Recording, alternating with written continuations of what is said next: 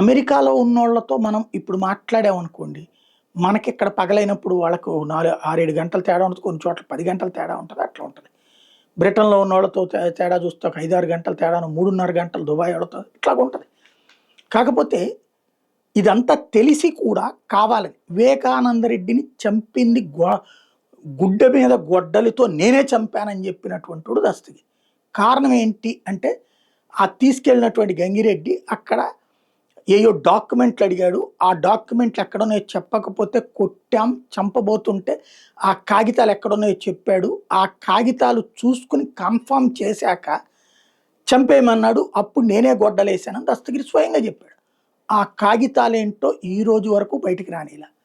ఆ కాగితాలేంటో అందరికీ తెలిసిందే. కడప జిల్లాలో వివేకానంద రెడ్డి తన రెండవ భార్యకి రాసిచ్చినటువంటి కాగితాలు.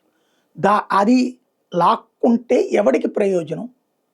అదే కేసులో పీఠముడి. అది సిబిఐ మొదటి దర్యాప్తులో తేల్చేసింది. అసలోళ్ళను పట్టుకునే లోపు కథ మారిపోయింది.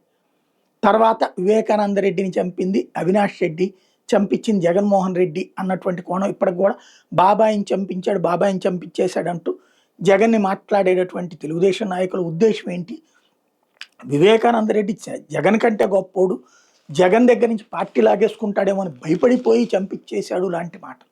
అది జనం నమ్మకపోయేటప్పటికి లేదు లేదు అవినాష్ రెడ్డికి టికెట్ లాగా ఇచ్చేసుకుంటాడనేసి భయపడిపోయి అవినాష్ రెడ్డి చంపిస్తే జగన్ తోడు నిలబడ్డాడు అన్నటువంటి. టికెట్ ఇచ్చేవాడు జగన్ అయితే అవినాష్ రెడ్డి ఎందుకు చంపాలి అన్న కామన్ సెన్స్ లేదు. బట్ అదే ప్రచారం జరిగింది. దాన్నే మొదట ఏమో అటు నమ్మిన సునీత ఆ తర్వాత ఇటు నమ్మడం ప్రారంభించాక పదే పదే పిటిషన్లు వేస్తూ కేసు విచారణ తుది దశకి చేరకుండా అడ్డుపడుతుంది. తాజాగా తెలంగాణ హైకోర్టులో మరొకసారి ఏదైతే సరిగ్గా విచారించలేదు సిబిఐ. మొదట్లో పోలీస్ అయిపోయింది, సిట్ అంది, తర్వాత సిబిఐ అయింది. అన్ని విచారణల్లో కూడా అయిపోయాక అసలు దోషులు తేలినటువంటి సందర్భంలో ఆ దోషుల్ని కాపాడతా ఇవాళ రోజున ఆమె తీసుకొస్తున్నటువంటిది కేసు విచారణని కోర్టులో పూర్తి కానివ్వకుండా చేయడం. తెలంగాణ హైకోర్టులో ఈ మేరకు వేసిన పిటిషన్ని సిబిఐ తోసిపుచ్చింది. ఎందుకు ఆవిడ అనవసరంగా చేస్తోంది? ఆల్రెడీ చేయాల్సిన విచారణ అంతా పూర్తి చేసాం. ఒక ఇద్దరు వివేకానంద రెడ్డి చనిపోయారన్నటువంటి టైమింగ్ గురించి ఈ అమ్మాయి చెప్పింది. వివేకానంద రెడ్డి చనిపోయేటటువంటి సమయాన్ని వీళ్ళు ముందే తెలుసు అన్నటువంటిది.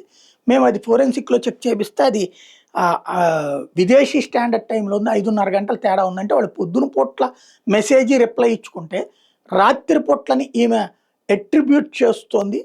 ఆ విషయాన్ని ఆమెకు చెప్పినా అర్థం కావట్లేదు. కాబట్టి ఇందులో మేము ఇంకా కొత్తగా విచారించాల్సింది ఏమీ లేదని తేల్చి చెప్పేసింది. జగన్ నిరికిద్దాం, భారతీ నిరికిద్దాం అనుకున్నటువంటి సునీత ప్రయత్నం విఫలమవుతున్న వేళ ఈ వార్తలు కూడా ఈనాడు జ్యోతి రాసే తీరిక లేదు, ఓపిక లేదు, సాక్షి రాసుకుంది.